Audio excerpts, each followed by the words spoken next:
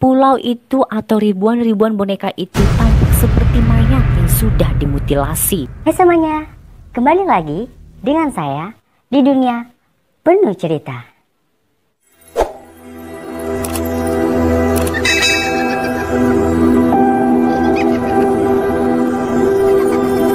Sebelumnya saya mengucapkan terima kasih kepada kalian karena sudah mengklik channel ini, dan semoga channel ini semakin hari semakin berkembang. Di video kali ini saya akan menceritakan sebuah kisah seram di balik pulau boneka di Meksiko. Sebelumnya kemarin-kemarin saya telah melakukan sebuah penjelasan juga tentang boneka, dan kemarin itu saya telah bahas tentang boneka lica-licacan. Tapi kali ini saya akan bahas tentang sebuah pulau yang katanya berisi atau ribuan mayat-mayat boneka yang sudah dimutilasi di sebuah pulau terpencil dan tidak ada penghuninya sama sekali. Menguji nyali di sebuah rumah angker belum seberapa yang kalian kira jika kalian belum pernah berkunjung di sebuah pulau angker di kota Meksiko. Kota yang saya sebutkan atau pulau yang saya sebutkan tadi barusan adalah yaitu Pulau Boneka.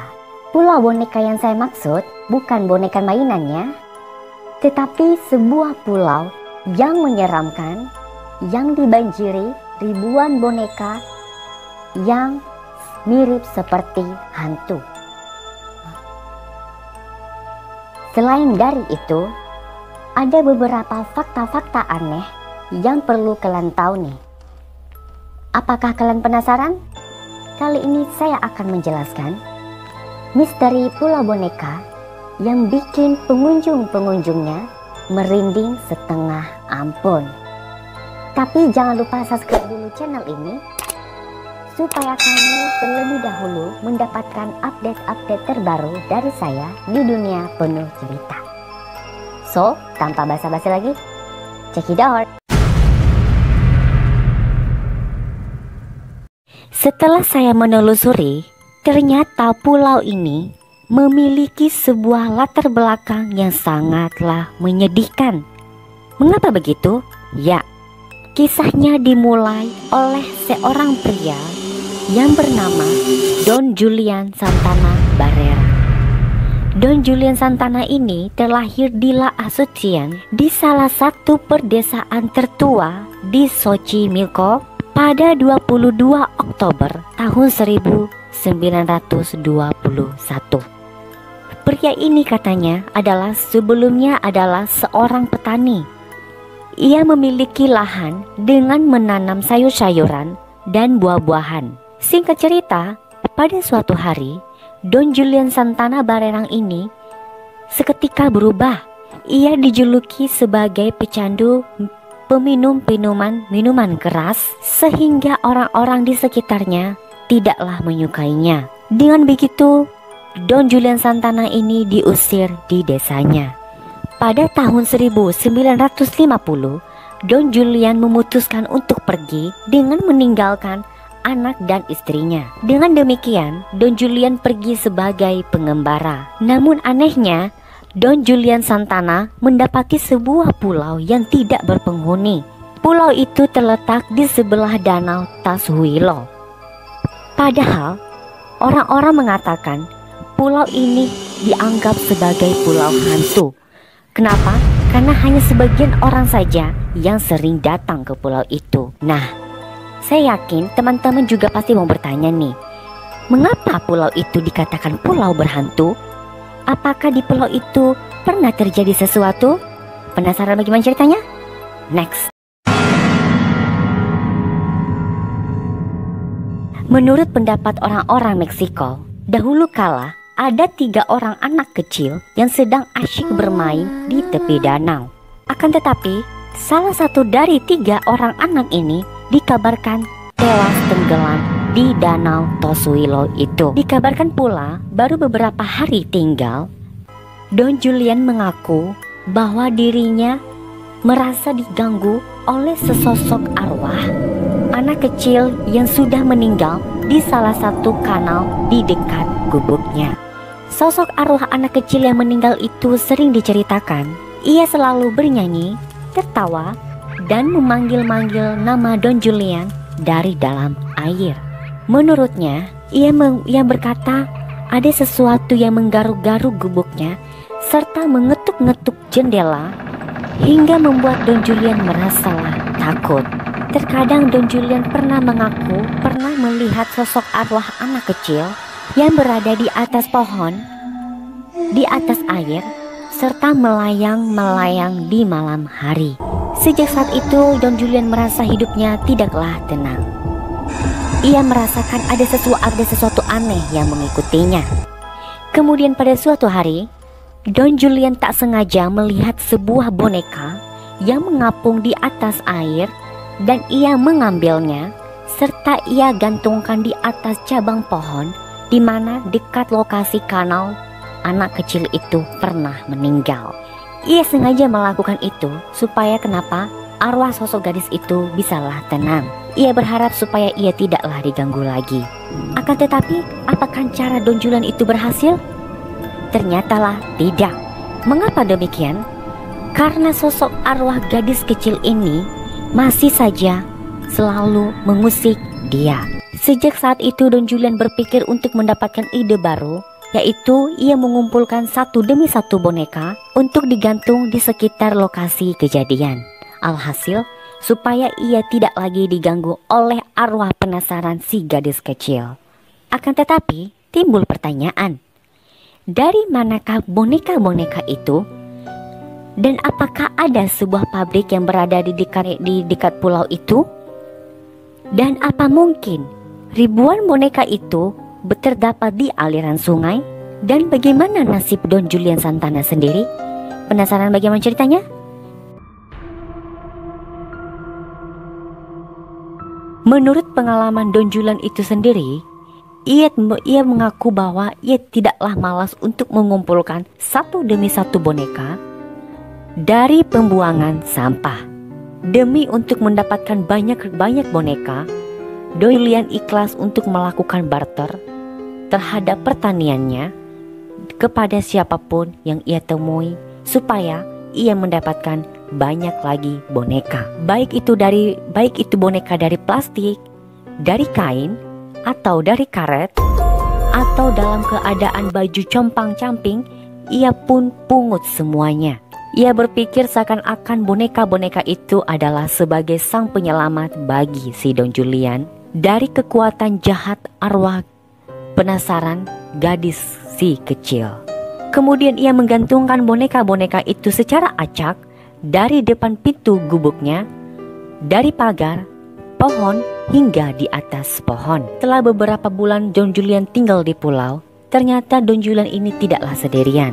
Ia memiliki seorang keponakan yang bernama Anastasio, yang sering membawanya makanan di setiap hari. Anastasio adalah orang satu-satunya yang dimiliki oleh kontak dengan Don Julian Santana selama bertahun-tahun. Dan dialah orang yang sering membawakan sebuah makanan kepada Don Julian itu sendiri. Pada 17 April 2001, Anastasio ini membantu pamannya untuk memindahkan lumpur dalam penanaman padu di hari-hari berikutnya. Selain dari pekerjaan penanaman labu, kemudian pada jam 10 pagi, keduanya pun pergi memancing ke sungai. Hingga cerita, Don Julian dalam perjalanan untuk memancing, ia cerita kepada Anastasio bahwa ia sering banget mendapatkan ikan seberat 4 kg dan memperlihatkannya kepada Anastasio. Kemudian Don Julian curhat kepada Anastasio. Ia bercerita bahwa ia sering banget mendengar suara putri duyung yang memanggil-manggil namanya dari dalam air dengan berupaya membawa dia pergi jauh dari kanal. Akan tetapi Don Julian mengaku ia berusaha terkadang untuk menghindari dari godaan itu. Setelah Anastasio mendengar cerita dari pamannya, Anastasio ini tidak merasakan apa-apa. Malahan dia minta izin kepada pamannya untuk pamit dalam melakukan pekerjaan di rumah. Ketika Anastasio kembali pada pukul 11 untuk menemui sang paman, Tak disangka Anastasio melihat Don Julian mengapung di atas permukaan air dalam keadaan tidak bernyawa lagi. Yang lebih anehnya, Don Julian Santana ini tewas sama persis di tempat gadis si kecil yang pernah meninggal sebelumnya. Sejak peristiwa itu, Don Julian Santana sah untuk dimakamkan di Pulau Boneka itu. Rumor lain juga mengatakan bahwa selama lebih dari 50 tahun, ribuan boneka yang terkumpul di pulau itu, tak disangka jumlahnya semakin hari semakin banyak.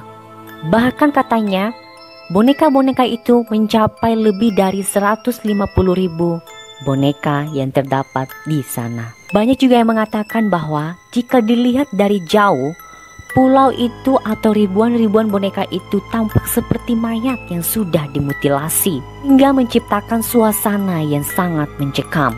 Selain dari itu, ada beberapa spekulasi tentang Don Julian dengan ribuan boneka itu. Banyak yang percaya bahwa Don Julian Santana Barerang ini hanya mengarang sebuah cerita tentang gadis kecil yang sudah meninggal itu, atau yang pernah atau yang sering mengganggu dia. Bahkan ada juga yang mengatakan kalau Don Julian Santana Barerang ini hanyalah seorang pria gila.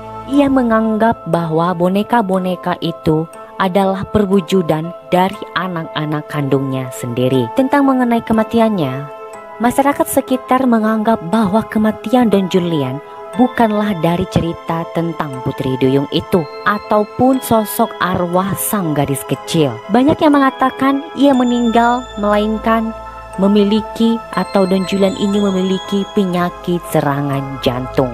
Hingga sampai sekarang ini tidak ada yang tahu pasti tentang Don Julian Santana ini, apakah benar ia memiliki penyakit jantung. Dan banyak juga yang mengaku bahwa tidak ada yang tahu kepastian tentang legenda Pulau Boneka ini, serta kehidupan Don Julian sendiri ketika ia hidup di Pulau Boneka tersebut.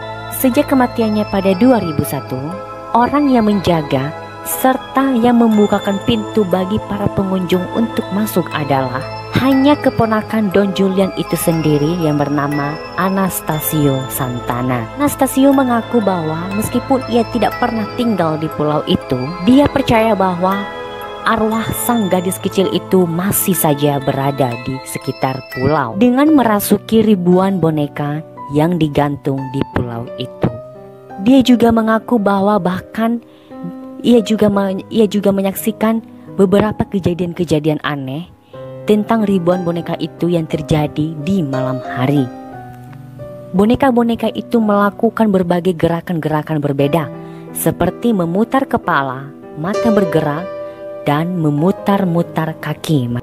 Meskipun pulau ini tidak terdapat aliran listrik, air, dan bahkan sinyal jaringan telepon seluler pun, itu tidaklah menghambat para pengunjung-pengunjung untuk datang ke Pulau Boneka. Para wisatawan penguji nyali diharapkan membawa satu boneka dengan harapan dapat memenuhi keinginan dengan arwah penunggu pulau. Serta para wisatawan itu akan dapat menikmati perjalanan selama berada di Pulau Boneka tersebut. Oke, demikianlah cerita yang telah saya cantumkan kepada kalian, baik itu ceritanya dari awal hingga pertengahan hingga akhir saat ini. Apabila ada salah-salah kata apa kekurangan, mohon dimaklumi dan dimaafkannya teman-teman. Dan demikianlah kisah dibalik seramnya Pulau Boneka ini. Apabila di antara kalian ada yang pernah ke sana, apa salahnya kalau kalian bisa curhat di bawah ini atau komentar di bawah ini. Dan apabila salah satu dari kalian ada yang pernah mengalami kejadian serupa, bisa komen di bawah. Atau dari kalian ada sesuatu atau cerita-cerita lain atau cerita-cerita unik yang berbeda dari Pulau Boneka ini, bisa juga komen di bawah. Salam kata dari saya, semoga hari-hari kalian menyenangkan dan dapat kalian menikmati hari-hari kalian dengan baik. Dan jangan lupa untuk selalu menyerahkan diri kepada Sang Maha Kuasa. Terima kasih telah mengklik channel ini, dan jangan lupa subscribe channel ini, ketik like dan ketik loncengnya serta subscribe tombol merah, dan share juga video ini supaya semoga saya bisa semangat lagi untuk membuat update-update terbaru lagi di dunia penuh cerita ini. Terima kasih, salam kata dari saya, thank you so much. Selamat tinggal, bye.